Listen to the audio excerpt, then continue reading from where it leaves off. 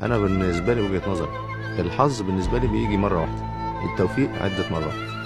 لان التوفيق ممكن يبقى التوفيق له اسباب، انت بتاخد بالاسباب، بتتمرن كويس، بتنام كويس، تغذيه كويسه، محافظ على نفسك، علاقتك بربنا سبحانه وتعالى قويه.